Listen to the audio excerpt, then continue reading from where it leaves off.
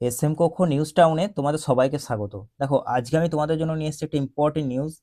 তোমরা বর্তমানে বুঝতে পারছো যে ইন্ডিয়াতে কি পরিমাণে হিট ওয়েভ চলছে, ঠিক আছে? আর এটা আমাদের বর্তমানে একটা বিরাট বড় সংকট। দেখো, হিট ওয়েভ সংকট তোমরা জানো ইন্ডিয়া একটা ব্যাপক। এটা মাথায় রাখবে যে ভারত বর্তমানে বিশ্বের অন্যতম উষ্ণতম দেশে পরিণত হচ্ছে ধীরে ধীরে, ঠিক আছে?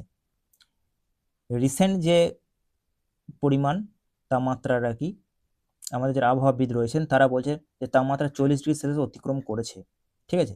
এবং শুধুমাত্র এটা জলবায়ু পরিবর্তন নয়, এর নগর পরিকল্পনা এবং সরকারি যে নীতিমালার সীমাবদ্ধতা, এটা একটা প্রতিফলন এর ফলে, ঠিক আছে?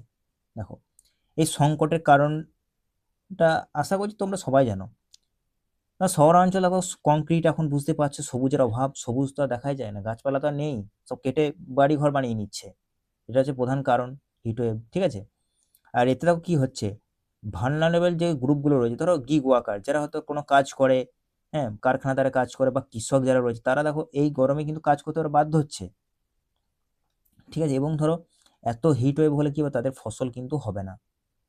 40 ডিগ্রি সেলসিয়াসের ওপর পৌঁছে গেছে, আগামী কয়েক সপ্তাহের মধ্যে আরও পৌঁছে যাবে তাপমাত্রা, মানে 40 ডিগ্রির ওপর পৌঁছে যাবে। বুঝতে পারছো তার মানে কি লেভেলের হিট ওয়েভ চলছে বর্তমানে ইন্ডিয়া। এবার মেন সমস্যা কি জানো, ইন্ডিয়াতে দেখো প্রাকৃতিক দুর্যোগকে দেখো কোনো যে ডিজাস্টার এইভাবে কোনো স্বীকৃতি নেই কিন্তু, যে হিট ওয়েভকে কোনো ডিজাস্টার হিসেবে স্বীকৃতি দেয়নি। তাই দেখো, ত্রাণ বা ক্ষতিপূরণের অভাব কিন্তু এখানে রয়েছে, তাই তো? এখানে কোনো রিলিফ কিছু নেই, ল্যাক অফ রিলিফ যাকে বলে। দেখো, চাষিরা যে মাঠে কাজবাজ করছে তারা তো কোনো হেলথ কম্পেনসেশন পায় না। এছাড়াও তাদের ফসলের ক্ষতি হলে এখানে কোনো ক্ষতিপূরণও নেই তাদের জন্য, ঠিক আছে?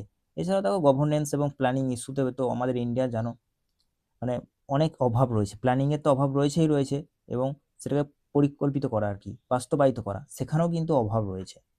তোমাদের নিউজ, এই ধরনের নিউজ কেমন লাগছে অবশ্যই কমেন্ট করে জানিও। তোমরা যদি এই ধরনের নিউজ আরও চাও, অবশ্যই চ্যানেলের সঙ্গে জুড়ে থাকো। দেখা হবে নেক্সট এই ধরনের নিউজ।